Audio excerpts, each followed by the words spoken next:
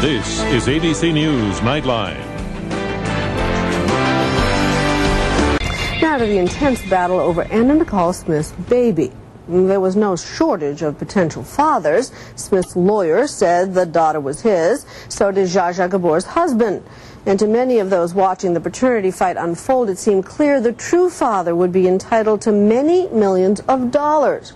But was that true? ABC's John Berman says it's a sign of the times. After all the tawdry twists and turns in the Anna Nicole Smith saga, it looked for just a second like it might have a happy ending. My baby's going to be coming home pretty soon. The DNA tests proved that photographer Larry Burkhead is the father of Danny Lynn, Anna Nicole Smith's 6-month-old daughter. I hate to be one that told you this, but I told you so. And what's more, all the press seemed to be saying that Danny Lynn and her newly identified dad would stand to inherit Anna Nicole's estate, which could be worth hundreds of millions. After all, didn't the Supreme Court side with Anna Nicole Smith in that fight over her late husband's fortune? And isn't Danny Lynn her only living heir? It would be such a happy ending.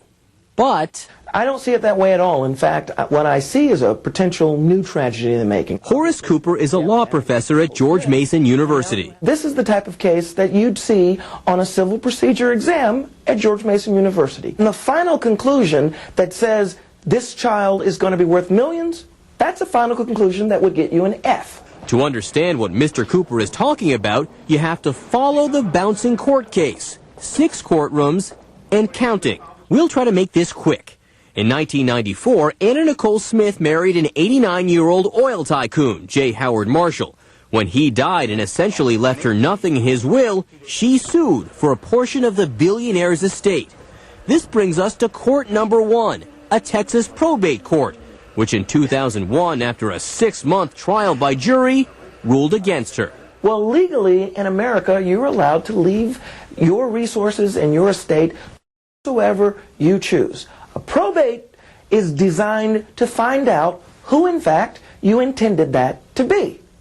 And the evidence is overwhelming that it was never intended to be Anna Nicole Smith. But wait, Smith also took the case to a bankruptcy court in California. They ruled in her favor, awarding $450 million. But wait, a federal district court then said that ruling was too high and changed it to $88 million. But wait, a federal appeals court then threw the money out altogether, saying, we don't have jurisdiction over a Texas probate case. And now, the biggest but wait. The U.S. Supreme Court said the appeals court did have jurisdiction if it wanted. It didn't say Anna Nicole should get the money, merely that the federal court could decide if she should. So that is where we are now.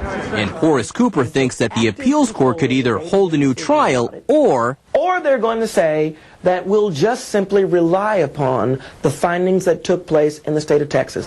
Which would mean no fortune for Anna Nicole Smith's estate and no $1 million baby. And Horace Cooper says the biggest tragedy of all is if Danny Lynn or her guardians try to fight for any of this money, they could make matters worse. If the guardian chooses to go forward in Danny Lynn's name, then they're going to saddle her with all of the new debts that are acquired as a result of going forward with this case. So even after the death of Anna Nicole Smith, the tawdry tragedy continues. I'm John Berman for Nightline in New York. The story that never seems to end, a sign of the time.